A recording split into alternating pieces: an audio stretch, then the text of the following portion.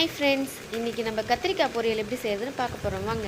இது வந்து தண்ணி யூஸ் பண்ணக்கூடாது, எண்ணெய் மட்டும் யூஸ் பண்ணி நம்ம பொரியல் செய்ய போகிறோம். எப்படி செய்யலான்னு பார்க்கலாம் வாங்க.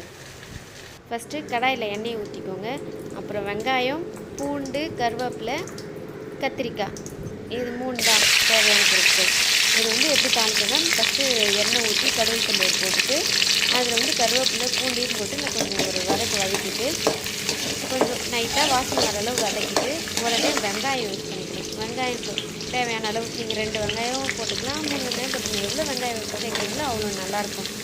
வெங்காயம் போட்டு வதக்கிட்டு அதுக்கப்புறம் லைட்டாக மஞ்சத்தூளும் உப்பும் நம்ம ஆட் பண்ணிக்கணும். தேவையான அளவு மஞ்சத்தூள் போட்டுக்கோங்க, உப்பும் தேவையான அளவு சேர்த்துக்கோங்க. இது 2த்தையும் போட்டு நல்லா வதக்கிட்டு கொஞ்சம் வதங்கணும். வெங்காயம் கொஞ்சம் கலர் சேஞ்ச் ஆகிற வரைக்கும் வதக்கிட்டு அதுக்கப்புறம் கத்திரிக்காவை நம்ம அடுத்து கொஞ்சம் உப்பு நான் சேர்த்துக்கிறேன். உப்பும் தேவையான அளவு போட்டு வதக்கிடுறேன். முடிச்சுட்டு நம்ம கத்திரிக்காயும் சேர்த்து கொஞ்சம் வெங்காயம் வதங்கினோடனே கத்திரிக்காய் சேர்த்துக்கலாம். கத்திரிக்காய் கொஞ்சமாக சேர்த்து அதில் நம்ம தண்ணியெலாம் ஆட் பண்ணக்கூடாது. கத்திரிக்காவை தேவையான அளவு நீங்கள் எவ்வளோ கத்திரிக்காய் வேணுமோ சேர்த்துக்கலாம். தேவையான அளவு நான் ஒரு 15 கத்திரிக்காய் அரைச்சி சின்னதாக இருக்கிறதுனால ஒரு 15 கத்திரிக்காய் எடுத்துருக்கேன். அது எடுத்து அப்புறம் அப்படியே இந்த வெங்காயத்துக்கூடயே போட்டு நல்லா வதக்கணும். நல்லா வதக்கிட்டு அப்படியே மூடி வச்சுருங்க. அது நல்லாவே வாசனை மாறுற வரைக்கும் கலர் சேஞ்ச் ஆகிற வரைக்கும் வதக்கணும். நல்லா வதங்கினோடனே நம்ம வந்து லைட்டாக மிளகாத்தூள் ஆட் பண்ணிக்கணும்.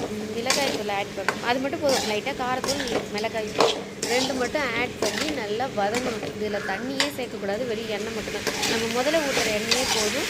ஆனால் தீயாமல் அடிக்கடி வதக்கிக்கிட்டே இருக்கணும். அப்பப்போ வதக்கிட்டோன்னா தீயாது. டேஸ்ட்டும் செம்மையாக இருக்கும். நீங்கள் சாப்பிட்டு பாருங்கள். இது தயிர் சாதத்துக்கு, சாம்பார் சாதத்துக்குலாம் அவ்வளோ நல்லாயிருக்கும். நீங்களும் ட்ரை பண்ணி பாருங்கள்.